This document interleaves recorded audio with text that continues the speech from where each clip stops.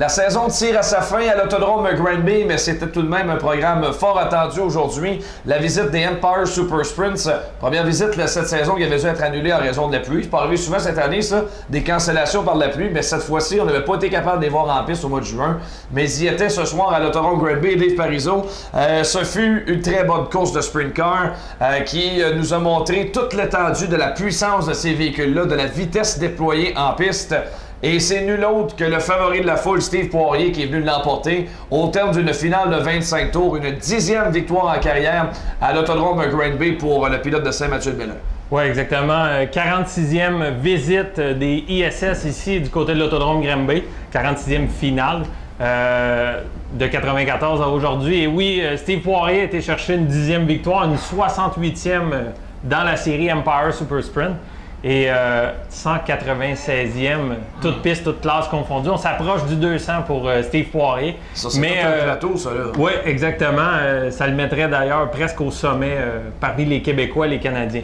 Donc, ceci étant dit, oui, Steve Poirier a été chercher la victoire, mais il y avait une voiture qui était nettement plus rapide en début de course. C'est celle de Sean Doonat, le 53, qui malheureusement a eu un bris de moteur. Ça a été un peu sur un plateau d'argent pour Steve Poirier. Malgré tout, il y a eu une relance ou deux par la suite. Et je vous dirais que Steve Poirier n'a pas été inquiété réellement après. On a eu des belles bagarres pour la 3e position. Alex Vigneault qui a perdu sa 3e position dans le dernier virage aux dépens du meneur au championnat, Jason Barney. Sorti de nulle part, lui, en fin de course, Jason Barney, mais ça en enlève absolument rien à la performance d'Alex Vigneault, qui a été là, celui qui a offert le meilleur spectacle en piste à Vigneault aujourd'hui au volant de la voiture numéro 55. Sincèrement, il n'a rien perdu de sa témérité en piste, lui. Pas peur de ça, un sprint car. Il est allé visiter le mur une couple de fois, pas tellement loin.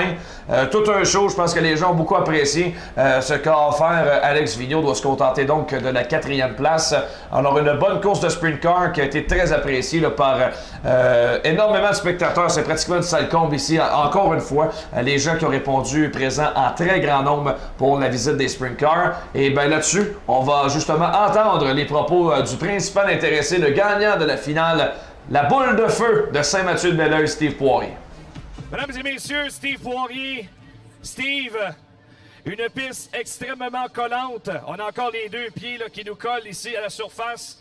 C'est une piste qui est demeurée collante toute la soirée, qui vous permettait de rouler extrêmement rapidement. Est-ce que c'est le genre de piste que tu préfères, le fait de pouvoir garder ça, le pied au fond, et de rouler le plus rapidement possible? Pas nécessairement. C'est pas le genre de piste que d'habitude qui m'avantage. On a vu un petit accrochage avec le 14. Les jeunes, le petit Vigneault, les jeunes sont peut-être un petit peu plus téméraires dans ces conditions-là.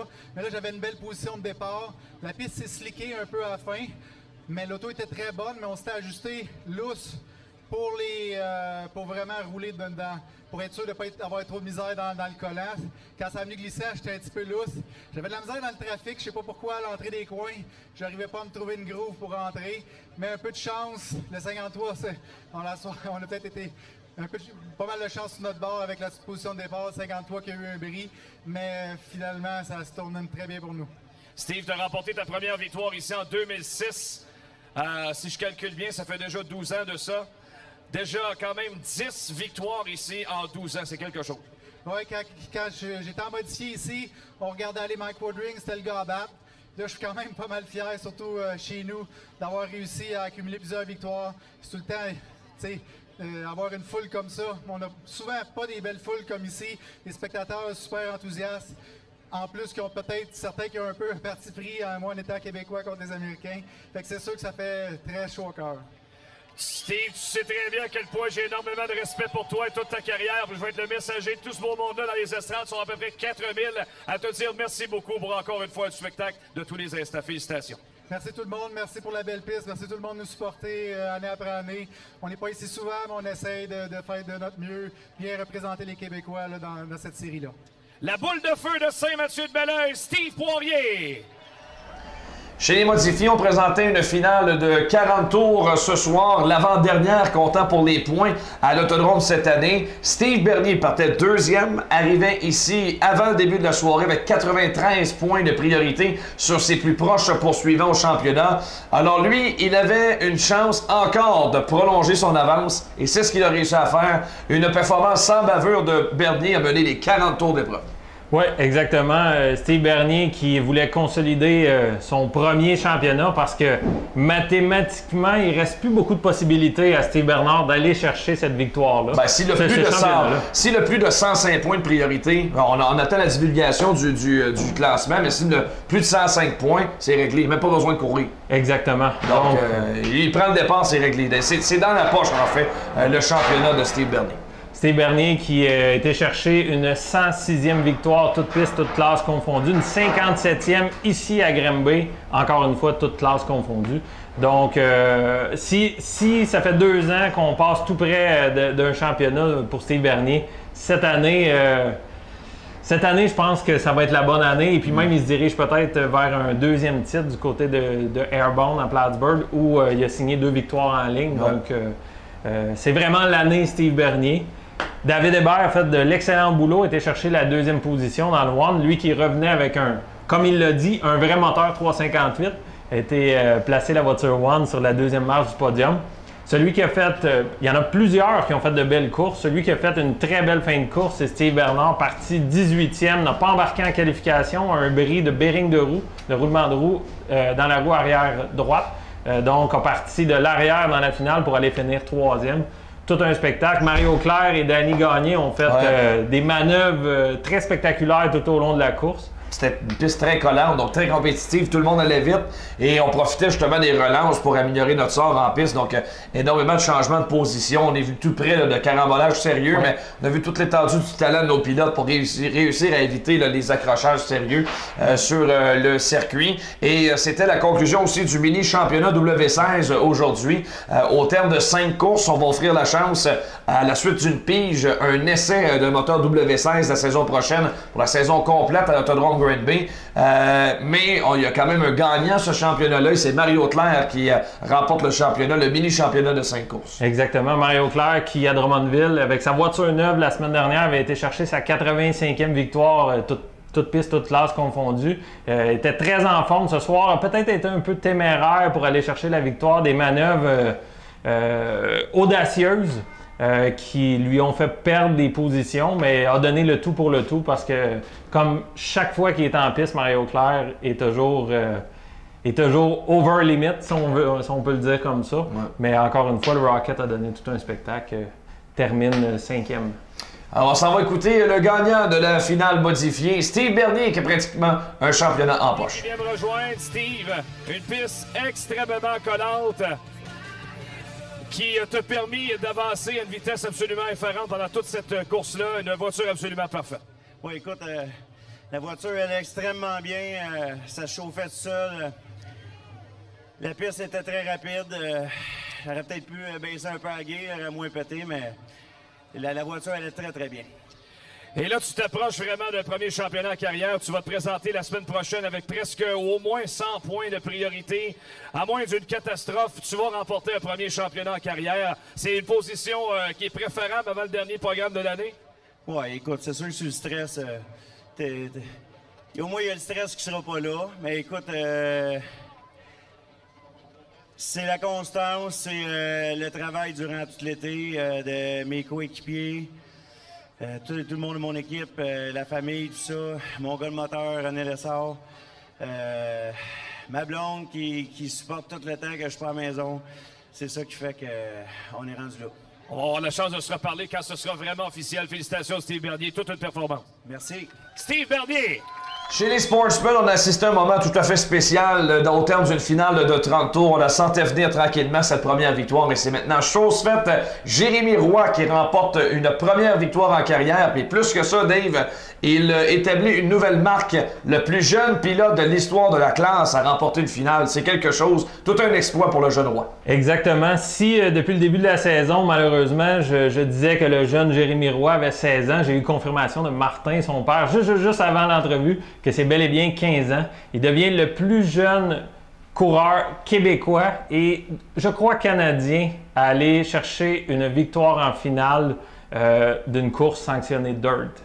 Donc, pour spécifier, parce que j'ai eu quelques échos en remontant l'estrade suite à l'entrevue, Jean Boissonneau avait été chercher une victoire dans une classe de soutien, une classe récent modèle ou touriste, à 14 ans. Mais une course officiellement sanctionnée dirt, Jérémy Roy est devenu le plus jeune à 15 ans. Il a mené ça de main de maître. On aurait dit, quelqu'un qui n'était pas au courant que c'était un jeune de 15 ans se disait, le vétéran va très très bien. Puis écoute, Evan Racine durant la saison, on a cru que le 54, Evan Racine, irait chercher la victoire avant Jérémy. Mais ce soir, contre toute attente, Jérémy a été chercher une bonne position de départ, parti deuxième. Mais peu importe, dans les voitures retardataires, Félix Murray s'est essayé, Evan Racine. Et puis, il a tenu bon jusqu'à la fin. Comme on le disait, les deux ensemble, c'est loin d'être la dernière de Jérémy Roy. C'est certain. Puis, il va monter très rapidement modifié. Attendez-vous à ce que ce soit un très court passage, lui, chez les Sportsmen avant qu'il fasse le saut du côté des modifiés. Peut-être même bien dès l'an prochain là, pour ce qui est de Jérémy Roy.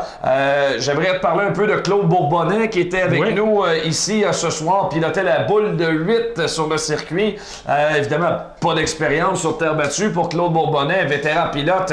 faisait des années qu'il n'avait pas couru, mais on peut jamais enlever tout ce qu'il a réussi au cours de sa carrière. Quand tu te rends jusqu'au niveau de l'IndyCar, que tu cours aux 500 000 d'Indianapolis, c'est pas rien, puis c'est un privilège de voir un tel pilote avec nous. Alors, il s'est familiarisé, il a été impliqué dans un carambolage au cours de l'épreuve Sportsman. Donc, il a vu que de temps en temps, sur la terre battue, ça pouvait brasser de temps en temps. Oui, exactement. C'était intéressant de le voir. Il y avait Ludovic aussi, le nom de famille m'échappe. Gavani.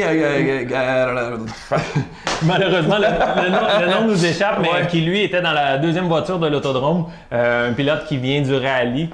Lui aussi, malheureusement, était impliqué dans un accrochage, mais c'est bon de voir que les gens de d'autres disciplines de sport motorisé s'intéressent au stockage sur terre battue. Je pense que ça gagne à être gagné. Puis je pense que c'est plus vrai quand les gens disent c'est des courses de boîte. On voit qu'il y a un professionnalisme de plus en plus. Petit clin d'œil à la famille Salva, Alexandre Salva qui a pris la 3e position, me mentionnait que c'était tout un plaisir de courir contre son père, un rêve de jeunesse. Christian Salva qui a pris la 2e voiture. Lui a fini un petit peu plus loin dans le peloton, mais Alexandre Salva qui lui termine l'épreuve en 3e position.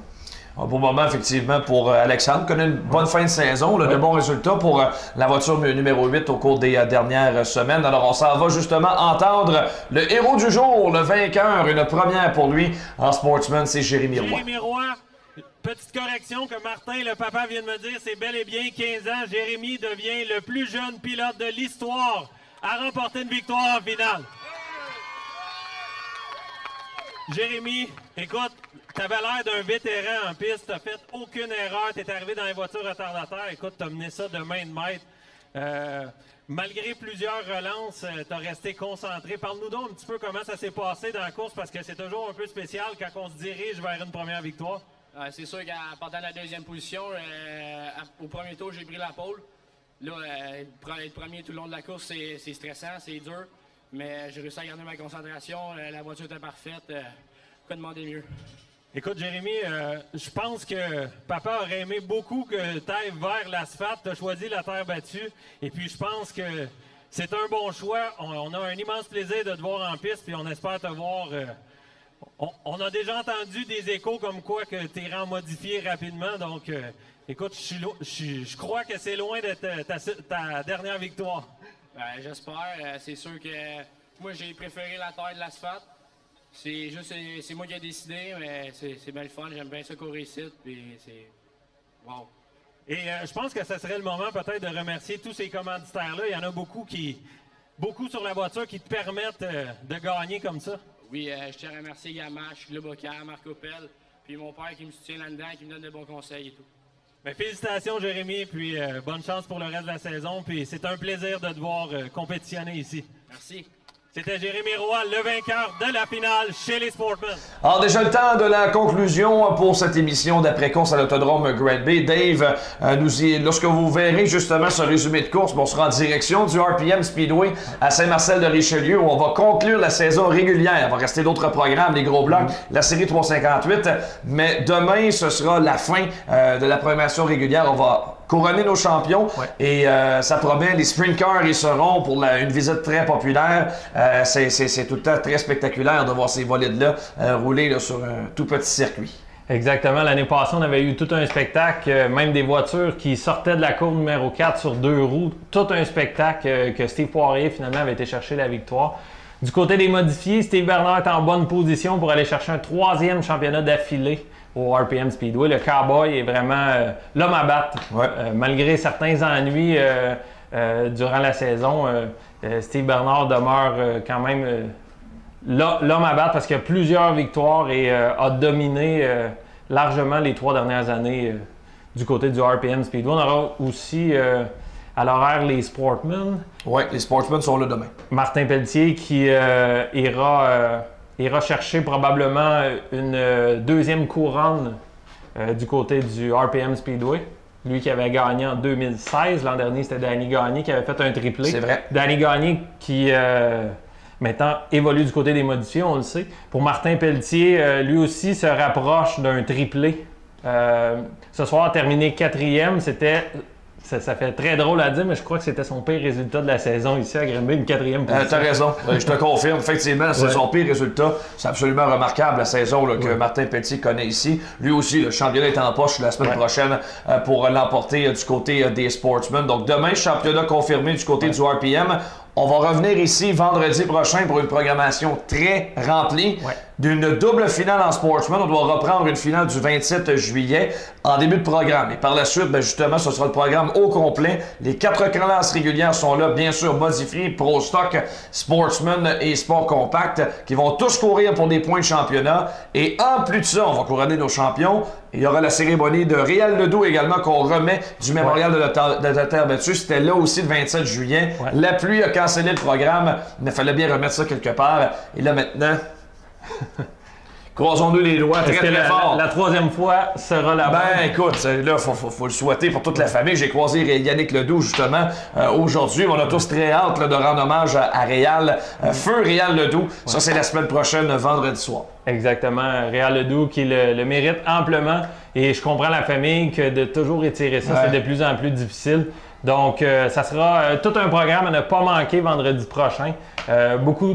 Si nos champions sont pratiquement connus, il y a des belles luttes pour les 2e, 3e, 4e positions. Et bien sûr, on va couronner aussi les recrues de l'année.